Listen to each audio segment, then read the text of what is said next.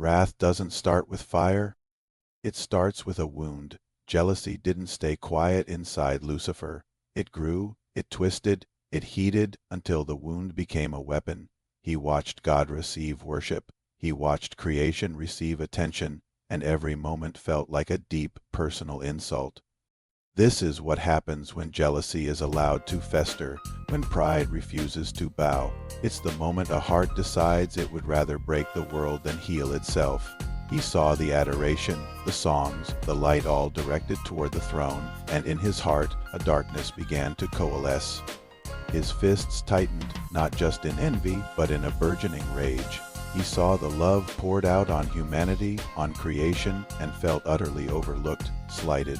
This feeling, this perceived injustice, was the fertile ground where the seed of wrath took root.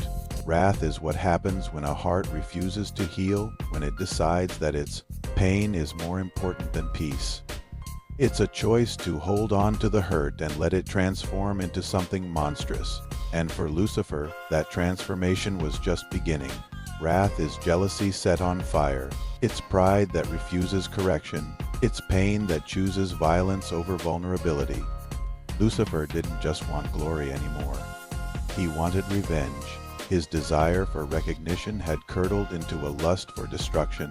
The light that once radiated from him began to flicker, corrupted by an internal firestorm. Think of it like a beautiful piece of glass, perfect and clear, that suddenly develops a network of dark, spreading cracks. That was his spirit. The corruption wasn't just a stain. It was a fundamental change in his very being. The brilliant morning star was being eclipsed by his own shadow. He no longer sought to be like God. He sought to oppose him. His internal world was in chaos, an explosion of pride and fury, and that explosion was about to breach its containment and spill out into the heavens. This wasn't just a moment of anger. It was a permanent shift, a declaration of internal war that would soon become an external one. Wrath always seeks a target, and Lucifer chose heaven itself. He began his campaign not with a battle cry, but with a whisper. He moved through the heavenly courts, a shadow bending unnaturally around him, and started planting seeds of doubt in the minds of other angels. This wasn't temptation in the way we often think of it. It was accusation. He didn't offer pleasure. He offered a distorted sense of justice. He'd approach an angel and murmur, "God is holding you back. You are capable of so much more than this." He would find another and say, "You deserve more recognition for your strength, for your beauty," and to others, "You're stronger than they think. Why do you serve when you could rule?" He was a master of twisting truth, making subservience look like slavery and ambition look like destiny, and wrath spreads like wildfire. One spark of discontent, carefully fanned by lies, soon grew into a raging inferno of rebellion. Angels who were once certain began to look at the throne with troubled, uncertain eyes. The perfect harmony of heaven began to fracture. There was a moment, a single, definitive moment. When wrath became war, it was the point of no return. After all the whispering, the plotting, and the gathering of allies, Lucifer stood before the throne of the Almighty. The entire host of heaven watched. He didn't bow. He didn't repent. He didn't tremble.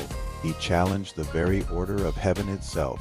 In that instant of supreme defiance, his pride and rage collided with the pure, unyielding holiness of God. The impact was not just spiritual, it was cosmic. A violent shockwave erupted from that spot, shaking the foundations of heaven. It was the sound of a covenant being broken, of a son raising his hand against his father. It was the moment a question became a declaration of war. His eyes, once bright with reflected glory, now burned with a fire of his own, making a fire of pure, unadulterated wrath. The line had been crossed, and the consequence would be catastrophic.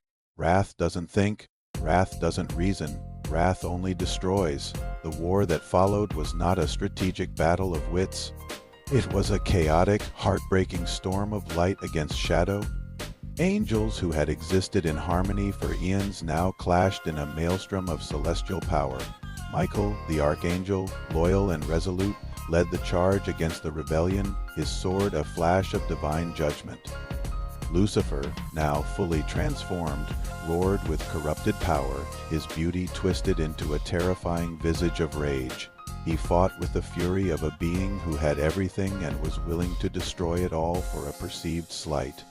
But his rebellion, born of pride and fueled by rage, could not stand against the infinite power of his Creator. Heaven didn't fall that day, but Lucifer did. Along with a third of the angels he had deceived, he was cast out, a burning star plummeting from the heights of glory into the abyss of darkness. Wrath didn't die when he fell. It followed him. It became his very nature.